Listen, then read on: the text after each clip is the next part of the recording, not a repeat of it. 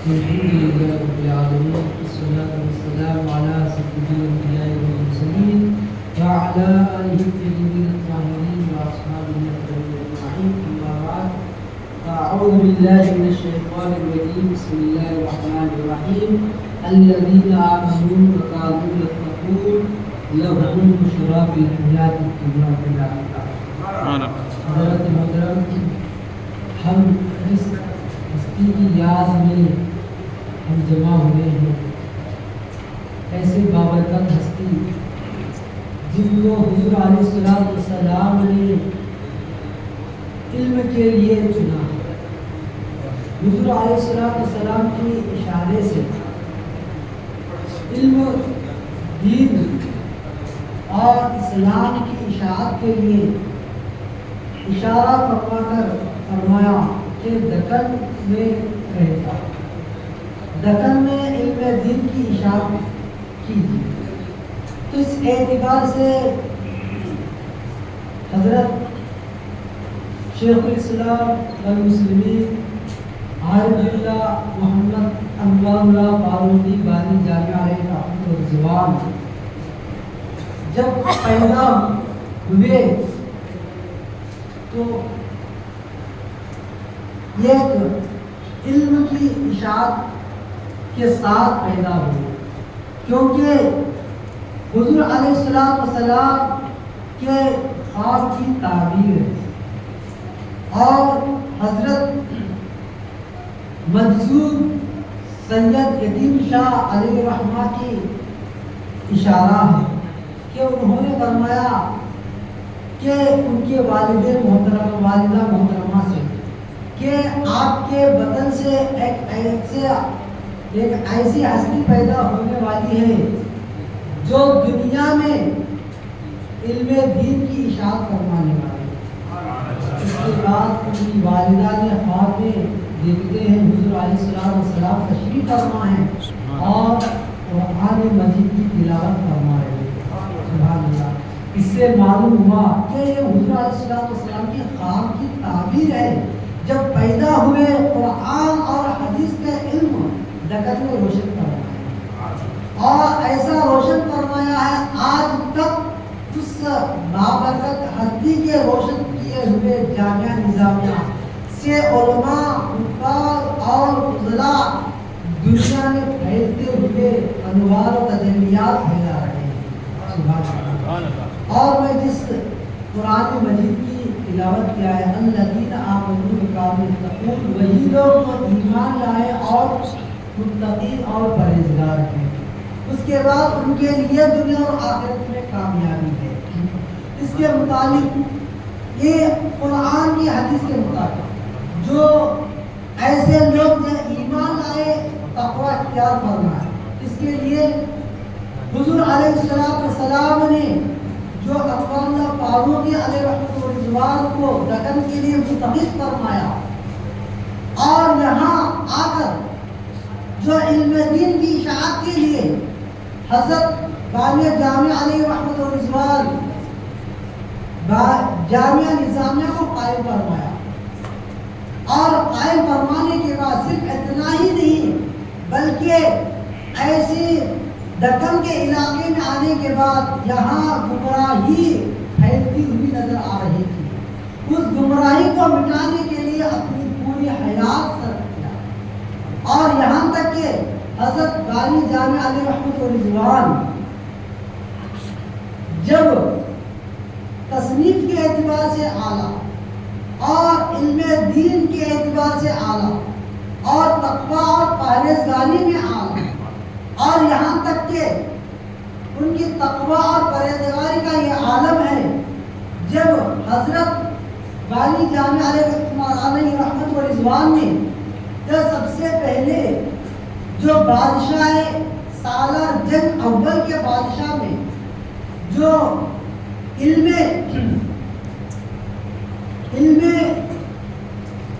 معاش کے یہ عہدے پر فائز تھے، وہ نقل نویسی پر فائز تھے، جب حضرت کے پاس ایسا پرچہ آیا جو سودی کاروبار کا پرچہ تھا، حضرت نے اس کی نقل فرمانے کے لیے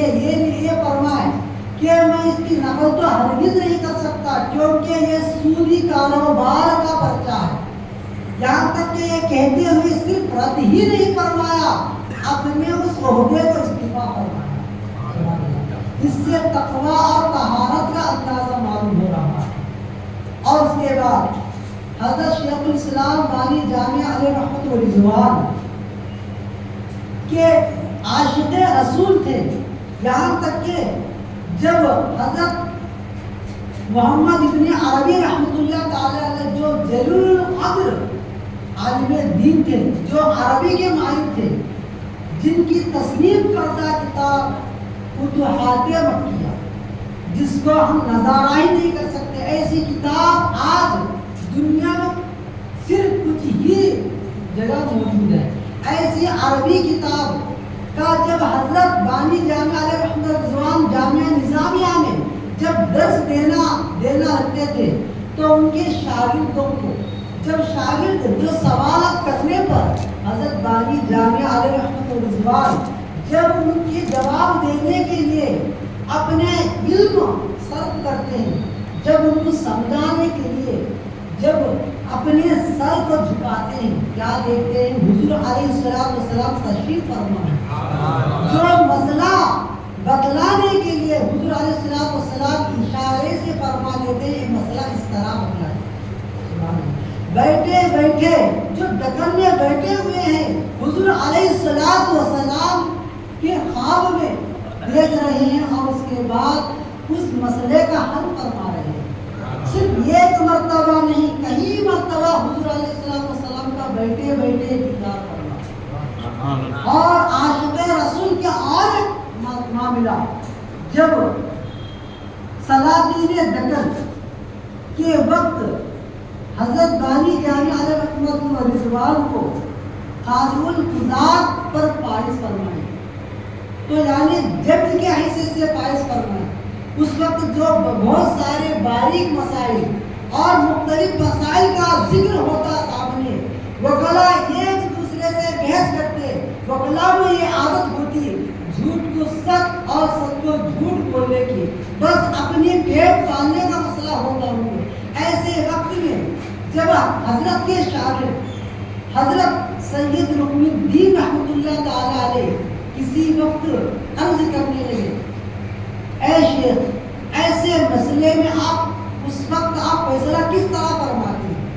تو حضرت نے کیا خوب عاشقانہ لحاظ سے جواب دیا ہے، جب میں فائز ہوتا ہوں جج کی حیثیت سے، جب میرا آخری فیصلہ ہوا کرتا ہے، ایسے وقت میں جو وکلا کے پیسوں مباحثہ کے بعد اب میری باری آتی ہے جو میں فیصلہ سناؤں، ایسے وقت میں اپنے آپ کو آنکھوں کو بند کر لیتا ہوں اور حضور علیہ السلام کے بارگاہ میں عاجزی و انکسار کرتا ہوں، یا رسول اللہ یہ فیصلہ اس طرح ہے، اور میں اپنے آپ کو ذرہ تصور کرتے ہوئے ارشاد فرماتے ہیں، یا رسول اللہ صلی اللہ علیہ وسلم آپ کی مدد چاہتا ہوں۔ اور اس کے بعد حضور علیہ السلام سے توسل ہونے کے بعد حضرت بانی جامعہ علیہ رضوان اس فیصلے پر آسانی کے ساتھ مسئلہ حل کر دیتے، اس پر دستخط کر دے دیتے۔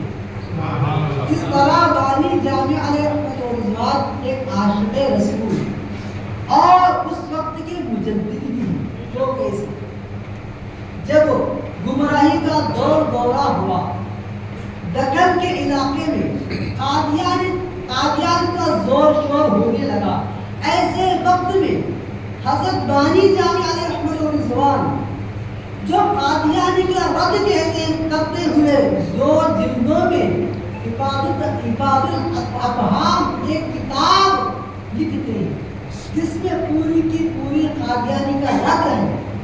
جب ایک کتاب لکھنے کے بعد حضرت بانی جامعہ علیہ رحمۃ رضوان کی جتنی بھی تصانیف تھے، اس وقت دور دراز پہنچانے کے لیے کوئی وسائل نہیں تھے، لیکن حضرت کے ایسے مستند یہ عبادت الافہام جو کتاب یہاں سے لے کر پوری دنیا پوری ہندوستان میں وہ کتاب پھیل چکی ہے۔ ایسے وقت میں اس کتاب پر نظر حضرت اعلیٰ حضرت امام احمد رضا علیہ رحمۃ الرضوان کے بارگاہ میں کتاب پہنچ جاتی ہے. وہ کتاب کے کچھ ہی صفحات پڑھتے ہیں. پڑھنے کے بعد مجدد کو پہچانتا ہے. وہ کتاب کے اندر باریکیاں کس طرح ہے اور جو گمراہی لوگوں کا رد کیسا کیا جاتا ہے وہ مجدد کو پہچانتا ہے. ایسے وقت میں حضرت اعلیٰ حضرت علیہ الرضوان یہ خط روانہ فرماتے ہیں. آپ کے جتنے بھی تصانیف ہیں وہ تصانیف کی قیمت بتلائیے. انشاءاللہ وہ قیمت ادا کرنے کے بعد میری تصانیف میرے پاس پہنچائیے. سبحان اللہ. اس طرح ایک حافظ کو جانتا ہے, ایک عالم کو جانتا ہے, ایک مفتی کو جانتا ہے, ایک مجدد کو جانتا ہے. اس طرح حضرت اعلیٰ حضرت خود اس زمانے میں حضرت بانی جامع علیہ رحمۃ کے کتابوں کا مطالعہ ہی فرمایا اور نقل نویسی منوایا. اس طرح حضرت بانی جامع علیہ رحمۃ کے بہت سے کارنامے آج بھی موجود ہیں. وہ کس طرح کہ اس زمانے میں جو دکن کے علاقے میں رمضان مبارک کا قدر کرتے ہوئے کہیں ہوٹل رمضان مبارک میں بھی کھلے رہتے تھے. مسلمان دن میں روزہ رکھے بغیر ہوٹلوں میں چائے اور کھانا کھانے کے کچھ مسلمان شوقین تھے. ایسے وقت میں حضرت کی نظر ایسے غلط رسومات ایسے غلط کاموں پر پڑتے ہی سلطان کے ذریعے تمام اس زمانے میں جو تمام رمضان مبارک کے وقت تمام ہوٹلوں پر پردہ ڈالنے کا حکم فرمایا. آج بھی کچھ ایسے علاقے ہیں جو ہوٹلوں پہ رمضان مبارک پر پردہ پڑ جاتا ہے. اس طرح رمضان مبارک کا احترام کرتے اس زمانے میں جو حضرت نے جو کام انجام دیا تھا آج بھی وہ سلسلہ جاری ہے. اور ایک اہم بات یہ ہے کہ آخری بات میں کہہ کر میں اپنی گفتگو سمیٹ لیتا ہوں. حضرت بانی جامع علیہ رحمۃ الرضوان اس طرح جو نکاح کے لیے شریعت میں لکھنا ضروری نہیں, آج بھی اگر کوئی بیٹھے صرف گواہ وکیل کی موجودگی میں عاقدین کی رضامندی کے ساتھ ایجاب و قبول کرا دے مہر کے ساتھ تو نکاح ادا ہو جاتا ہے.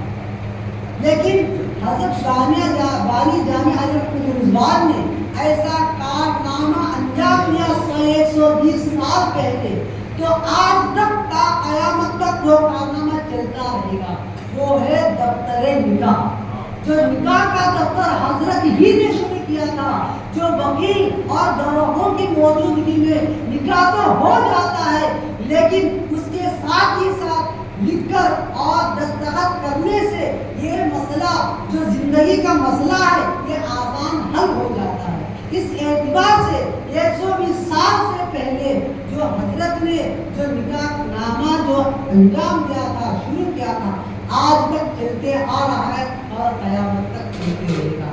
ایسے کارنامے حضرت بانی جامع علیہ الرضوان نے کیا ہے وہ آج تک ہم دیکھ رہے ہیں. اس طرح بہت سے کارنامے حضرت بانی جامع علیہ الرضوان کے ہیں اور مختصر سا وقت ہے جو میں اپنی گفتگو کو اس دعا کے ساتھ ختم کر رہا ہوں. یا الہ العالمین, کس طرح حضرت بانی جامع علیہ الرضوان شریعت کے مطابق جو دین کو بچانے کے لیے جو کام سنت کا کام کیے مولا اس میں کی کچھ جھلک کچھ کام ہم کو عطا فرما. ہم تمام کو سنت کا کام دل اور اخلاص کے ساتھ کرنے کی توفیق عطا فرما. حضور علیہ السلام کے وسیلے سے حضرت بانی جامع علیہ الرضوان کے وسیلے سے بولا ہماری اس دعا کو اس مہینے میں قبول فرما. یا